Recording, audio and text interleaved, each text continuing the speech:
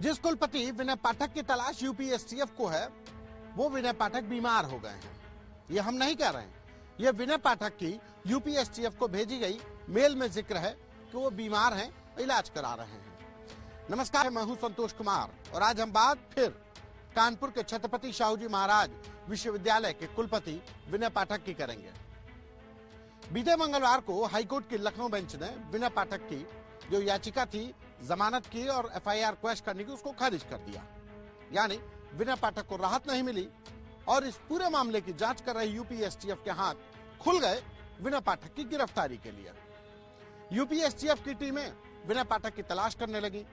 कानपुर स्थित उनके सरकारी आवास से लेकर तमाम जगहों पर छापेमारी की जाने लगी, उनकी तलाश की जाने लगी, उनके लोगों से पूछताछ की जाने लगी कि कहां है विनय पाठक।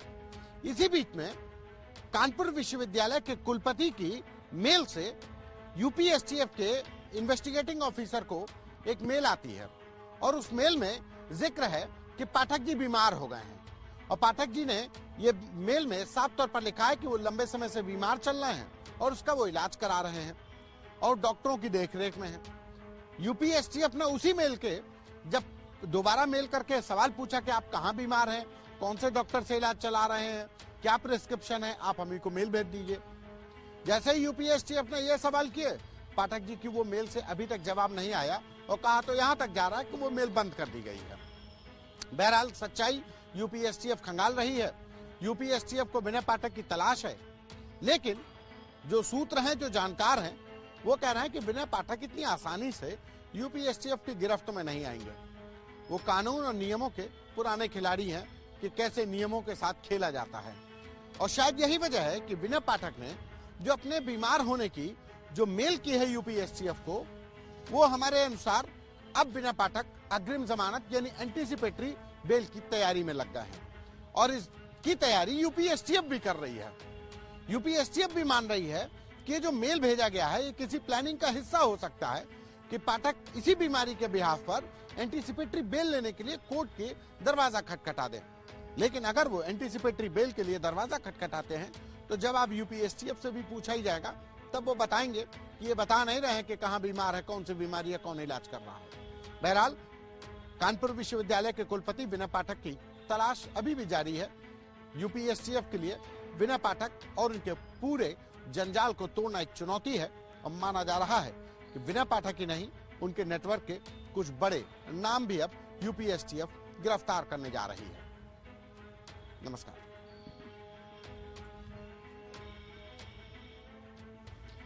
भ्रष्ट अफसर और एजेंसी के कमीशनखोर कैसे नया गुल खिलाते हैं, उत्तर प्रदेश का आयुष एडमिशन घोटाला इसी का जीता जागता उदाहरण है। इस घोटाले की जांच कर रही यूपीएससीएफ ने कुल 12 लोगों को गिरफ्तार किया है। घोटाले की पहली गिरफ्तारी है और इस गिरफ्तारी में जो सबसे बड़ा नाम है वो है उत्तर प्रदेश के आयुष के पूर्व डायरेक्टर एसएन सिंह की गिरफ्तारी। इसके साथ ही जो काउंसलिंग के नोडल अधिकारी थे उमाकांत यादव भी गिरफ्तार हुए और जो तीसरा शख्स गिरफ्तार हुआ वो भी बहुत अहम था, वो था कुलदीप सिंह। कुलदीप सिंह V3 सॉल्यूशन का मैनेजर कहा जाए या लाइजनिंग ऑफिसर कहा जाए। कुल मिलाकर 12 लोगों को गिरफ्तार किया गया। अब हम बताते हैं आपको कि आयुष एडमिशन घोटाला हुआ कैसे। देश भर में एमबीबीएस में एडमिशन के लिए नीट की परीक्षा आयोजित हुई।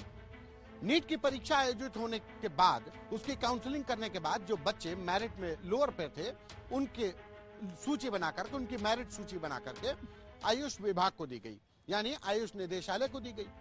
आयुष निदेशालय ने अपनी मेरिट बना करके आयुर्वेद कॉलेजेस में एडमिशन के लिए एक सूची दी गई। इसी एडमिशन की सूची में ही पूरा घपला हो गया।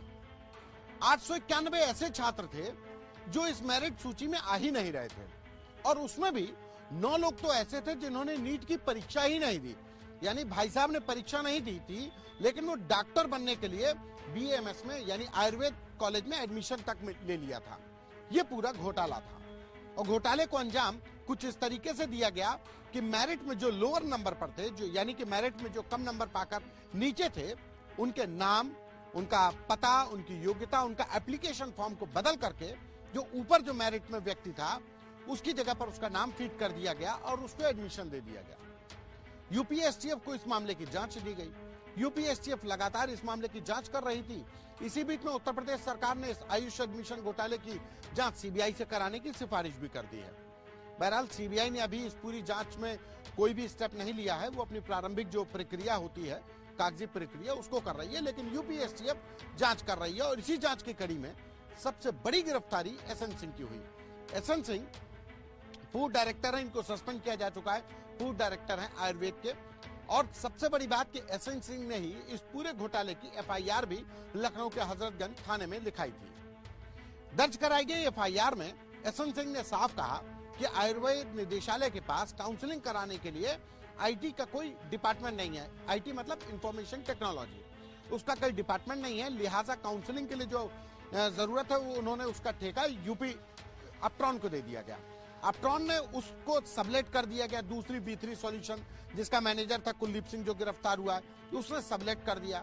यानी कि 91 से नीचे तक सिर्फ काम को ट्रांसफर किया गया और ठेके के कमीशन खोरी का बंटवारा होता रहा। और जिसका नतीजा है कि उत्तर प्रदेश में 891 अहर जो एलिजिबल जो कैंडिडेट्स थे उनकी जगह पर जो मेरिट से नीचे लड़के थे उनको एडमिशन दे दिया गया।